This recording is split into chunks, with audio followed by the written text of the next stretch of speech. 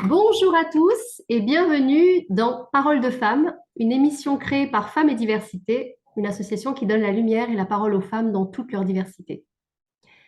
Dans cette collection, nous présentons des femmes qui œuvrent pour faire bouger les lignes, qui osent sortir de leur zone de confort et qui partagent avec nous leurs défis, leurs réussites et les leçons qu'elles tirent de leur choix de vie. Parce que c'est l'envie, le courage et la résilience qui dessinent nos trajectoires de vie. Aujourd'hui, je vous invite à découvrir le récit inspirant de mon invitée, Sadia Essabi. Merci, chère Sadia, d'avoir accepté notre invitation. Alors, tu es née en Merci à toi. Afghanistan. Tu quittes ton pays à l'âge de 14 ans, après avoir perdu toute ta famille. D'abord, accueillie en France chez un oncle éloigné, tu finis par trouver refuge à la DAS à l'âge de 18 ans. Tu deviens aide-soignante et pendant presque 20 ans, tu exerces dans un hôpital psychiatrique. Pourtant, ta passion pour la cuisine ne t'a jamais quittée. Maman de deux enfants, tu prends conscience de l'importance de la transmission par le goût, les odeurs, les épices, qui te rappellent à ta terre natale. Tu commences par rédiger un blog de recettes afghanes, tu fais quelques apparitions télévisées et tu représentes l'Afghanistan dans le livre Femmes d'ici, cuisine d'ailleurs, et tu te lances enfin dans l'entrepreneuriat en créant Kaboulion en 2018. Alors, c'est vrai que passer de la psychiatrie au métier de traiteur, c'est un sacré défi. Comment s'est passée cette transition pour toi? Alors bonjour à tout le monde déjà et puis merci de m'avoir invitée. Comment s'est passée la transition? C'est que en arrivant moi d'Afghanistan à l'âge de 14 ans, au fait c'était déjà un changement complètement total de vie, de langue, de compréhension du monde, enfin tout ce qui m'entourait. Il a fallu déjà que j'apprenne la langue et mon père voulait que je sois médecin. Dans son époque vivant en Afghanistan. Donc, à défaut de pouvoir faire médecin, j'ai choisi quand même le soin. Et je voulais absolument à tout prix être dans le monde de travail et être indépendante déjà à 18 ans. Parce que souvent, j'avais entendu que si on était orphelin, c'est encore plus difficile, et surtout en plus étranger, c'est beaucoup plus difficile de devenir, je ne sais pas, propriétaire ou des choses comme ça. Donc, ça me heurtait pas mal déjà à cette époque j'ai choisi vraiment au plus vite de travailler et un petit peu montrer à ceux qui me disaient et à moi-même que j'y arriverais à être un peu comme tout le monde et rentrer dans un moule je sais pas, je disais voilà, je voulais un chien, un mec, une voiture, une maison, un boulot et des enfants, bien sûr. Et voilà, donc c'est là que ça a commencé. Au fait, j'ai choisi aide-soignant pour rentrer un petit peu dans le soin. Et comme à l'époque, comment s'appelle l'hôpital d'Ejnet, qui est un hôpital militaire, a refusé que je fasse mon stage là-bas du fait que j'étais réfugiée politique. Et comme c'était l'armée. Donc, du coup, j'ai fini au Vinatier pour passer mon dernier examen, l'endroit que je connaissais absolument pas du tout, la psychiatrie. On m'en avait dit, oulala, tu feras attention, tu verras, c'est bizarre, enfin bref. Mm. Et c'est l'endroit où j'ai eu 19,5 sur 20 pour pas avoir 20 sur 20. Et on m'a appelé parce qu'il y avait un poste de libre et je suis rentrée en 98.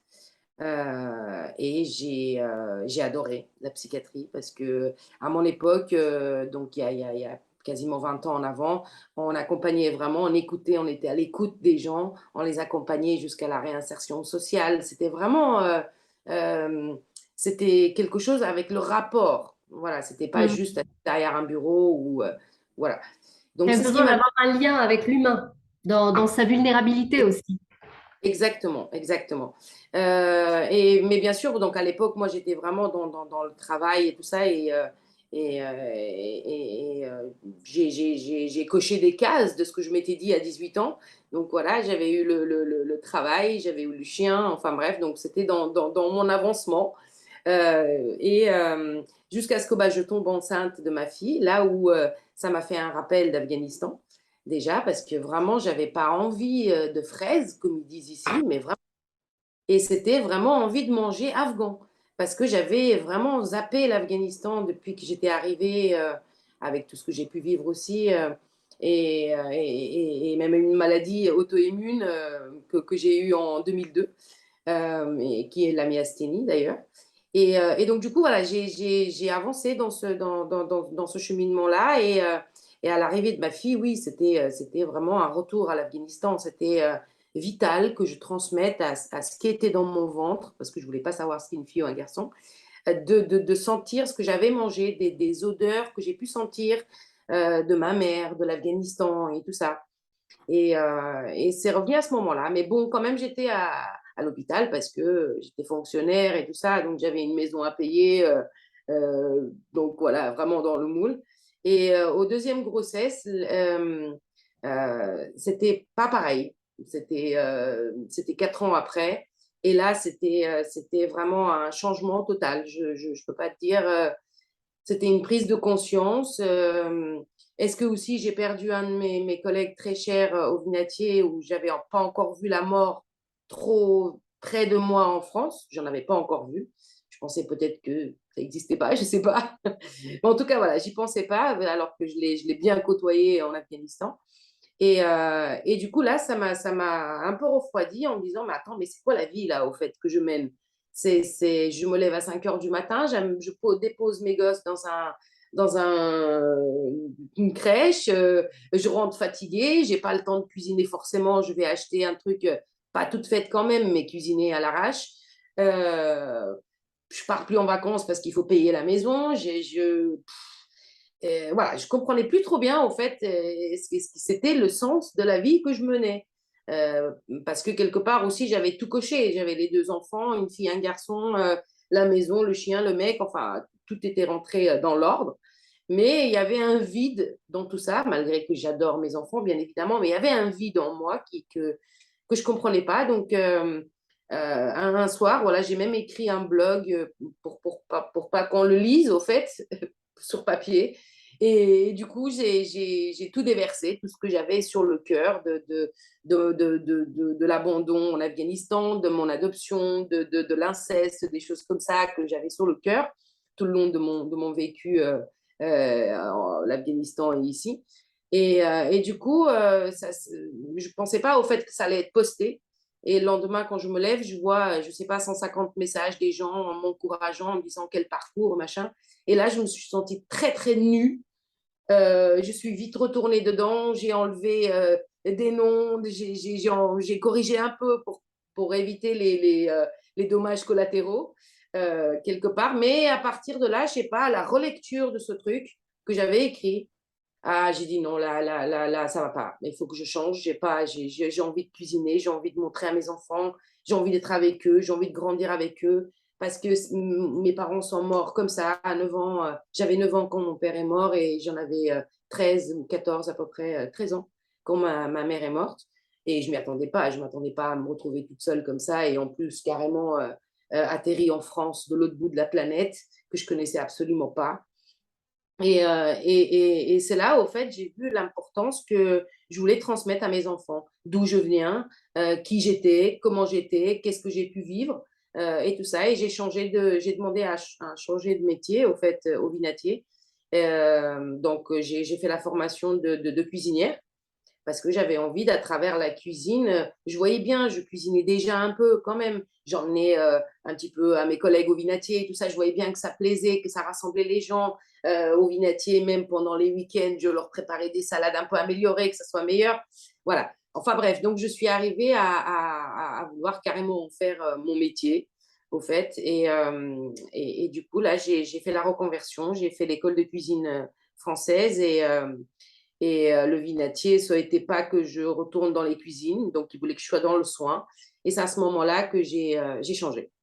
Parce que la fonction publique, je ne sais plus qui, m'a dit que j'avais des droits et des devoirs dans la fonction publique, que je ne pouvais pas faire ce que je veux. Et ce mot, il m'a choqué. J'ai dit, ben si, au fait, je sais ce que je veux. Et là, j'ai dit, ben je m'en vais. Voilà, c'était direct. Donc, c'était une incompréhension aussi autour de moi parce qu'on me disait, mais attends, mais t'es fonctionnaire, tu as une maison, comment tu vas faire? Tu te lances comme ça, tu as des enfants. Hmm. Je l'ai fait parce que j'avais envie. Et c'est vrai que, bon, au départ, j'étais tellement mal que j'étais en arrêt maladie. Mais donc, du coup, J'ai cherché, je suis allée cuisiner à droite à gauche bénévolement dans les centres sociaux, à droite à gauche, et je suis tombée sur un monsieur Valentin Luigi qui m'a dit, bah tiens, je connais un mec qui voudrait faire un livre des femmes avec les recettes, parce que je voulais faire un livre avant. Et je dis, bah oui, j'ai accepté. Et au fait, petit à petit, je suis allée quand même travailler, avant de quitter mon travail au Vinatier, je suis allée 6 mois travailler au Café 203, donc dans un restaurant où j'ai vu quand même que c'était très masculin, c'était très, voilà, j'étais peut-être la seule femme ou la deuxième femme. C'était très, comment dire, il y avait des blagues, voilà, assez poussées, Oui, osées, oui. tout ça, mais bon, j'étais en psychiatrie, donc avec les médecins et des internes et des compagnies où c'était encore pire, les blagues voilà, les blagues sexistes un peu. Et donc, j'étais parée à ça. Et les 6 mois passés là-bas, au fait, j'avais pas de liberté. Je pouvais pas faire la cuisine que je voulais, même si on m'a dit que je pouvais faire les plats du jour, donc j'avais un peu le choix. Mais quand même, il fallait que je me restreigne à certaines choses parce que les autres n'avaient pas forcément les goûts des épices d'Afghanistan. Voilà. Il fallait Alors, pas changer. on va revenir sur donc finalement le métier, c'est-à-dire cette nouvelle trajectoire, elle s'est dessinée pour toi. C'est une trajectoire qui t'a choisi parce que c'était Ouais, dans tes tripes, c'était plus fort que toi. Il fallait absolument que tu ailles visiter ce métier en fait, parce que ce métier, c'était pas juste faire de la cuisine, c'était ah aller non, visiter la terre de tes ancêtres, transmettre cet héritage aussi à tes enfants et te reconnecter finalement à cette structure matricielle, c'est-à-dire qui te reconnectait à ta mère, à tout ce qu'elle t'avait donné et aller revisiter tout ça. Donc il y a une empreinte, je veux dire, de transmission qui est très forte dans ton récit. Maintenant, oui. dans ton nouveau métier donc de cuisinière de traiteur, je ne sais pas comment tu te définis, quels ont été les enjeux majeurs auxquels tu as fait face? Bah déjà, la peur de pas réussir, de peur d'avoir quitté le confort, bah, quand même un confort de la fonction publique et me lancer comme ça. La sécurité par rapport à pouvoir payer, je sais pas, un loyer, pouvoir nourrir mes enfants et tout ça correctement. Mais voilà, c'était des défis. Et aussi, j'ai vraiment, dans le milieu hôtellerie, j'ai trouvé vraiment très masculin, très, très Mhm. masculin. Et alors que bon, dans les hôpitaux, il y a quand même des femmes, même si enfin, il y a beaucoup de médecins et internes et tout ça masculins, mais il y a quand même beaucoup de femmes. Et là, pas du tout, pas énorme. Donc voilà, j'ai voulu créer le mien d'entreprise au fait où je voulais une liberté. Mhm. Voilà. Et j'ai choisi la cuisine parce qu'au fait, à travers ça, et je transmets la bonne nourriture parce que je ne fais pas de fast-food. J'achète mes produits en conscience. Je ne vais pas forcément acheter du bio, mais je sais que la personne n'a pas choisi, elle n'a pas mis bio dessus, mais il respecte voilà, la nature, le truc. J'essaye de ramener aussi les gens. Euh, en fait, j'ai choisi la cuisine comme un intermédiaire Mhm. euh, pour créer du lien Mhm. que j'avais plus moi peut-être. Voilà, j'en avais du lien, mais c'était des liens d'amitié que j'avais fait à l'hôpital et compagnie, mais ça restait assez quand même fermé dans ce milieu-là. Et à travers la cuisine, j'ai rencontré des tonnes de gens, mais de différents partout. Ben voilà, regarde la cuisine où ça m'a amené. Tu cuisines pas, Léla. Pas beaucoup, non. Et pourtant, on se rencontre, voilà. Voilà. Euh, donc là, j'ai eu On à se rencontre travers grâce à Singa. On se rencontre grâce à Singa. exactement, et du coup, Singa, pour moi, grâce à la cuisine, parce que c'est là Ouais. où ça m'a aidé. Et donc, du coup, voilà, donc la cuisine m'a ouvert à tellement de sphères différentes, de rencontres magnifiques, différentes, que j'avais perdu cette notion que des gens comme ça pouvaient encore exister. Mhm. Voilà.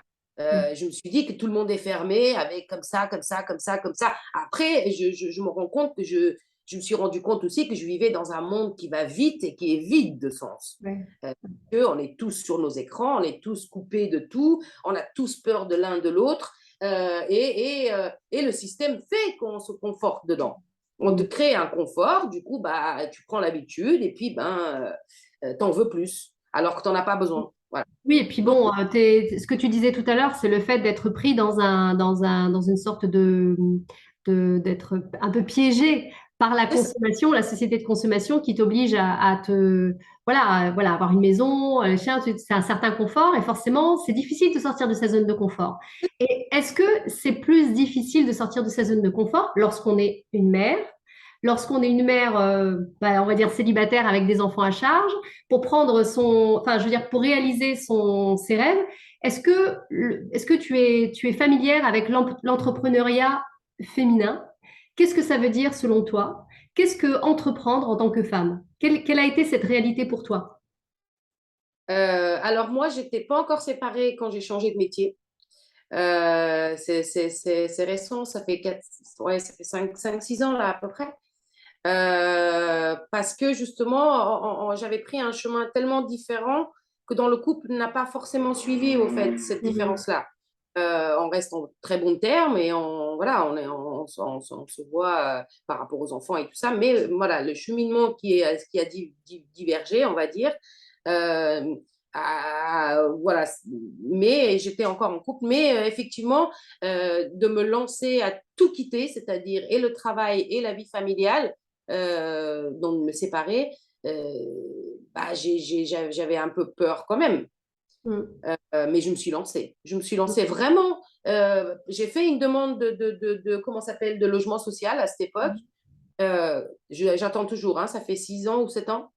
Mhm. Mais de moi-même, je suis partie dans les rues de Dessines, là où j'habite. Et j'ai demandé dans les commerçants si vous connaissez quelqu'un qui a un appartement vide ou des machins comme ça, ou si, ou ça, voilà, parce que la maison était en vente. Euh, et je suis tombée sur un monsieur. J'avais mon livre quand même dans mon sac parce que j'avais quitté mon travail. Je venais tout juste de créer mon entreprise. J'avais pas de fiche de paye. Je sais pas moi, dans les trucs de location. Bah, on te Ouais. prend pas. Mhm. Voilà. Mhm. Et donc, ce monsieur que j'ai rencontré dans une boulangerie en bas de chez moi, en discutant tous les jours avec Bachir, mon pote qui tient une boulangerie en bas, un Algérien que j'adore. Et il m'a dit, bah, écoute, lui, il a un appartement au-dessus de chez moi. Et il m'a fait confiance, ce monsieur qui a un certain âge, un espagnol. Et voilà, je suis retournée à la location. Mais oui, oui, j'ai eu peur. J'ai eu peur de me lancer. J'ai eu peur mais j'ai dépassé ce peur, en fait, parce que je me suis dit, comme disait Rumi, tu vois, Ouais. le Ouais. soufi Ouais. qui était à Balkh, d'ailleurs, en Afghanistan, disait qu'au fait, quand tu marches sur le chemin apparaît. Oui, tout à fait. Et du coup, ben, j'ai marché et il a apparu. Et je marche, il apparaît encore, encore, encore, encore aujourd'hui, parce qu'il y a tellement de choix qui s'offrent à moi que j'ai même du mal à apprendre lequel je voudrais aller, lequel m'emmènera vraiment à comprendre l'humain, le sens de tas de choses de la vie. Euh, voilà, voilà. L'entrepreneuriat, au fait, c'est prendre en compte quand même qu'on est mère, qu'on a des enfants à charge, qu'on doit, même si on ne court pas après l'argent, on doit gagner de l'argent. Bah, pourquoi? Mhm. Parce que le monde marche comme ça, malheureusement. Parce que s'il y Oui. aurait du troc, ce serait génial. Mais pour l'instant, c'est le papier, hein. Et du coup, ben, oui, il faut travailler, il faut avoir une activité. Mais par contre, est-ce que je me suis rendu compte que pendant toutes ces années de travail, j'ai adapté ma famille à mon travail. Mhm. Maintenant, ça serait l'inverse, Oui. c'est-à-dire que c'est le travail qui s'adapte à mes enfants, à Oui. ma vie de famille, à ma vie de femme, de moi. Voilà. Et donc, c'est pas, allez, je me lève tous les jours comme ça, même si c'est une semaine matin, une semaine soir, je les vois pas. Non, non, non, non, c'est plus comme ça. Mhm. C'est, Ouais, j'adapte. l'équilibre vie pro, vie perso, ça a été essentiel Exact. finalement pour la réussite Oui. de ton aventure entrepreneuriale. C'est ça, c'est ça. Aujourd'hui, franchement, je gagne pas des milliers des cents. Je cours pas après des milliers des cents, mais j'ai tellement de reconnaissance par des gens que je rencontre, des remerciements ou des rencontres énormes que c'est une richesse déjà. Mhm. C'est une richesse énorme qui peut jamais être remplacée par l'argent. C'est sûr. Vraiment pas. Je Mhm. suis en location dans un appart, voilà, je vis humblement, simplement.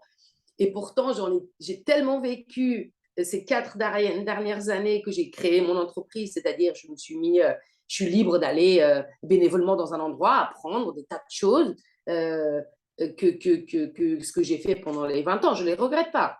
c'était une expérience. Hein. C'était une expérience, ça m'a amené jusqu'à là, à ces réflexions-là.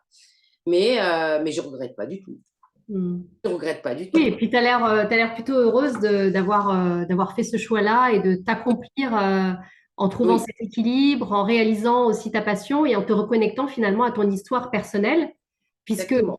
ayant Ex- été, on va dire, orpheline à l'âge de 14 ans, je pense que tu as dû faire ce travail de reconnexion avec ton identité afghane C'est et ça, la cuisine t'a aidé à te raccrocher à ça finalement. c'est ça, c'est ça. Et ça me raccroche encore parce que tu vois, il y a pas longtemps, il y a un monsieur qui m'a parlé de Verlaine qui avait fait. Enfin, il y a des recettes de cuisine dans un de ses bouquins, donc il va m'envoyer. Et ça m'a remis à rechercher dans mes propres papiers que j'ai ramenés d'Afghanistan, où je suis tombée sur le livre manuscrit comme je te disais hors ligne, d'un poète afghan, Mm. Shoaib Jamal, qu'il avait écrit à mon père. Et du coup, je voudrais vraiment la traduire pour savoir ce qu'il y a dedans. Mm.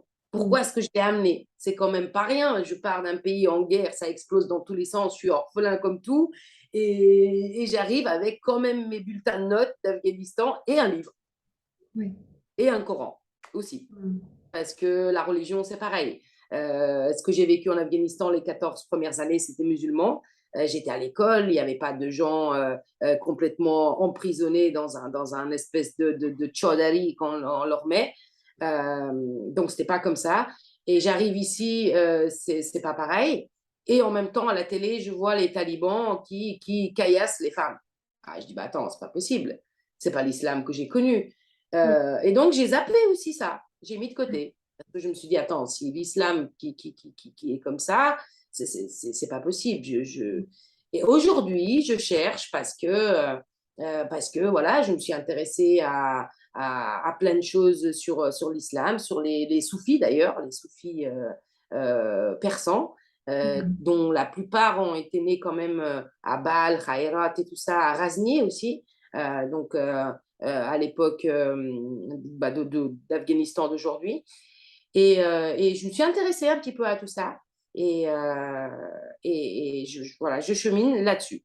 Donc, de comprendre les religions en général, les humains en général, qu'est-ce qui a fait que ça a dévié comme ça, qu'est-ce qui fait qu'on empêche que ça dévie comme ça. Parce que ce que j'arrive à comprendre aujourd'hui, que l'islam, au fait, c'était le dernier religion qui est arrivée pour confirmer les deux autres, euh, parce que les deux autres étaient un peu, on va dire, le masculin et l'islam serait le féminin, le caché, qu'il faut aller chercher à l'intérieur de soi. Mm. Alors qu'au fait, je me dis qu'on le comprend mal, on Mm. le comprend très très mal, parce que les gens la lisent à la lettre, Mm. ils ne la mettent pas dans l'époque que c'était venu, comment ça a été traduit, est-ce que ces paroles, ils ont été transformées durant tous ces siècles, parce que ça a quand même traversé à l'époque de Mahomet, c'était quand même comment on appelle ça, des tribus, après Mm. c'était des empires, après c'était... Est-ce que ça a réussi à rester intact tel que c'était, où ça a pris des proportions un peu autres selon voilà, l'envie du moment et la politique du moment. Donc en fait, Voilà. t'es toujours dans la nourriture, sauf que là, tu es dans la nourriture spirituelle et C'est tu es ça. toujours dans cette quête, voilà, ta quête d'identité, elle passe aujourd'hui par cette quête. D'ailleurs, on s'était rencontrés, on s'est revus régulièrement, enfin Oui, récemment, à oui, travers le book club qu'on a tenu avec Karima Berger, que je salue oui, d'ailleurs, oui, autour justement du caché, du féminin caché, et c'est ça. son très beau livre qui s'appelle Les gardiennes du secret. Mais ça, Oui, c'est sur notre page et vous pouvez visionner la vidéo. oui. Alors, quels seraient les conseils que tu donnerais aux personnes qui nous écoutent? Évidemment, étant donné que Femmes et Diversité, on va dire, son public est essentiellement féminin, est-ce que tu aurais des conseils à donner aux femmes qui souhaitent entreprendre ou qui réfléchissent à monter leur affaire ou à sortir tout simplement de la situation dans laquelle elles se sentent piégées ou emprisonnées? Qu'est-ce que tu leur donnerais comme conseil? Bah, déjà, je leur dirais d'écouter leur cœur, parce que moi, c'est vraiment le cœur qui m'a dicté. J'ai traversé la peur voilà, de tas de choses pour me lancer. Et et ce qui m'a lancé aussi, ce que j'ai compris aussi, c'est que euh, pour moi, avant, enfin, je sais pas, c'était un bon monde de bisounours. On pouvait pas faire forcément trop mal aux gens. Alors, du coup, j'étais un peu, je croyais à tout et n'importe quoi. Peut-être, je sais pas, je pensais pas le mal dans l'humain. Euh, et, et au fait, j'ai écouté, j'ai cherché, parce qu'il faut chercher, il faut pas écouter tout et n'importe quoi. On peut écouter, mais pas forcément adhérer. Euh, et, et, euh, et prendre le chemin que le cœur dicte, au fait. Mm. Voilà, chacun prendra le chemin peut-être différent ou autre, mais dans toutes les choses que j'ai pu un peu étudier, j'ai même fait la PNL, tu vois, pour essayer de comprendre les filtres qu'il peut y avoir entre nous, notre compréhension du monde et de ce qu'on voit. Bah, au fait, je me dis que euh, c'est bien de chercher quand même. C'est Mm. bien de chercher et ce qui résonne, l'apprendre. Mm. Voilà. Moi, c'est ce que j'ai fait. Jusqu'à ce que de comprendre aussi qu'au fait, les trois religions ont un même but, Mm. euh, mais qu'on les a divergées. Mm. Et se méfier, je sais pas, des dogmes, des doctrines, des choses comme ça. Mm. Pas que ça soit figé dans le marbre, le truc. Tout, comme tu dis, tout est changeant, Mm. tout évolue. Mm. Tout doit évoluer avec son temps, en fait. Bien sûr. Euh, Bien sûr. voilà. Il y a voilà, j'essaye de comprendre Est-ce ça. que tu pourrais dire que tout est une question de dosage, comme dans la cuisine, Oui, oui, où il faut bah savoir oui, doser les quantités pour être à peu près équilibré, quoi? c'est ça, parce que tu vois, plein de gens me disent, oui, mais attends, mais donne-moi une recette, mais moi, alors je dis, bah tu mets une tasse de ça, tu mets une pincée de ça, tu prends une cuillère de ça. Il me dit, oui, mais donne-moi les quantités par gramme et Exact. compagnie. Mm. Pas faire le truc par grammage. Et ben c'est ça, c'est à l'intuition, je dose un tel épice, et ben c'est la même chose à l'intuition, à ce qui me dicte le cœur, et ben je prends un enseignement, que ça soit chrétien, que ça soit musulman, que ça soit juif, que ça soit ce qu'on veut, j'écoute Mm. et j'essaye de voir au fait la similitude entre chacun.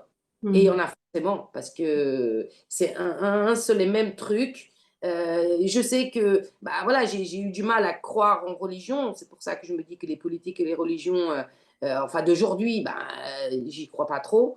Mm. Mais je crois à un être supérieur, bien évidemment, que ce soit Allah, que ce soit Dieu, que ce soit God, ce qu'on veut, je en crois à un, c'est sûr. Mais voilà, il faudra que je trouve le côté peut-être spirituel de l'islam, chose on bannit beaucoup. Parce qu'il y a trop de doctrines. Quand je vois les talibans, quand je vois les Daesh, quand je vois les trucs comme ça, je dis, mais attends, comment ils ont pu traduire le Coran, eux? Mm. Comment ils l'ont vu, eux? Mm. Alors que comme on dit, c'est une religion d'amour, en fait. Mm. Alors, j'étais confrontée à ça. Il est où l'amour? Mm. Dans ce que je vois réellement, moi. Mm. Parce que je suis quelqu'un aussi qui a besoin de toucher, qui a besoin de comprendre, qui a besoin de raisonner, voilà. De comprendre, de vraiment textuel, enfin voir quoi, comment ça a donné, qu'est-ce que ça a donné Mm. aujourd'hui.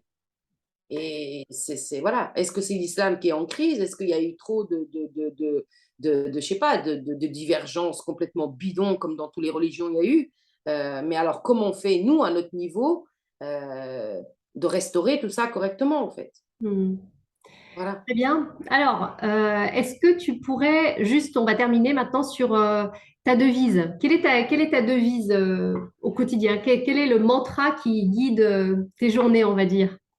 Alors, ma devise, c'est que quand on veut, on se donne les moyens et quand on veut pas, on se donne des excuses. Ah, ça, c'est une bonne devise, ça. Ça, c'est une bonne Voilà. devise. Ça, c'est ce que je dis. Et je me définis comme un caméléon sur une boîte de Smarties. Ah ouais. Alors ça, il va falloir que tu l'expliques. Au fait, c'est cette multitude d'adaptations que Ouais. j'ai dû avoir. Ouais. Parce que le caméléon change de couleur à là où il se trouve. Et ben moi, toute cette capacité d'adaptation, de changement de ci, de changement de ça, qu'il a fallu que je vive dans mon existence, que je me dis, bah, je suis un caméléon sur une boîte de Smarties, c'est pas Ouais. possible. Ouais. Voilà. Justement, tu as besoin d'avoir toutes les couleurs des Smarties pour être vraiment la Sadia et C'est Sabi ça, c'est épanouie. ça. C'est-à-dire que tu as besoin de rouge, de jaune, de vert, et tu explores finalement les différentes couleurs, les différentes colorations de tes identités. Exactement, exactement, parce que je me dis qu'au fait, on est tous des terriens, créatures d'un même créateur, et qu'on est tous de passage sur cette planète en tout cas, Ouais. voilà, c'est tout, c'est tout. Bah, En fait, merci beaucoup, Sylvia, pour cet échange vraiment très inspirant. On merci, retiendra que la cuisine, c'est un vecteur de lien à l'autre, de lien à oui, celui qui ne nous ressemble pas, qui ne pense pas comme nous, et qui exact, pourtant, à travers la cuisine, va faire une expérience ouais, de partage, de lien, de générosité. Et c'est on retiendra de ton parcours un parcours très atypique mais qui a, dans ce parcours de vie, a vécu plusieurs petites morts, c'est- comme le phénix qui renaît de ses cendres. Tu as exact, réussi à transmuter à chaque fois ces difficultés en perles de sagesse pour avancer et pour aller vers finalement ce qui te porte vers toi-même. Parce qu'on est là pour ça, finalement. On est là pour se reconnecter à notre essence et à qui nous sommes véritablement. Donc, merci. exactement. Et pour te dire, pour finir, parce que je t'ai dit que j'avais une maladie auto-immune en 2002 où bah, ça ne guérit pas et voilà, des médicaments tout le temps. Et depuis 5 ans que j'ai changé, des 4-5 ans que j'ai changé de métier, la maladie n'existe plus. Ouais, Tellement que même le neurologue me dit, qu'est-ce que vous avez fait? Parce que c'est quand même une maladie auto-immune un peu comme la sclérose en plaques, ouais, donc qui est ouais. évolutive et sans aucun traitement, sans plus aucune prise de sang. Elle me demande comment j'ai fait. Je lui ai juste dit que je ne savais pas ce que je voulais, mais je savais ce que je voulais plus. Ouais. Et voilà. Et je voulais aussi, si vous avez des éditeurs qui voudraient éditer un livre de récits recettes, parce que je voudrais faire un livre de récits recettes, que je l'ai écrit, mais on veut que je la sépare. Et moi, je ne veux pas la séparer. Je voudrais que mon récit soit parmi les recettes, les souvenirs, des choses que j'ai. Donc voilà, donc, s'il y a un Eh ben, éditeur, je te mettrai volontiers en contact avec Julie Dénès. Julie, si tu nous écoutes, je t'envoie les coordonnées de Sadia. Comme ça, la mise en relation est faite. génial. Très fort, Génial. Sadia, et je te dis à très Merci beaucoup. bientôt et hâte Merci. de déguster à nouveau tes recettes afghanes. Avec grand plaisir. Avec À grand plaisir. bientôt. Merci, Et, à bientôt. chers auditeurs de Femmes et Diversité, moi, je vous donne rendez-vous le 25 septembre prochain en compagnie de Samira El Ayashi et son livre Le ventre des hommes pour notre book club mensuel. Bel été à tous et à bientôt. À bientôt.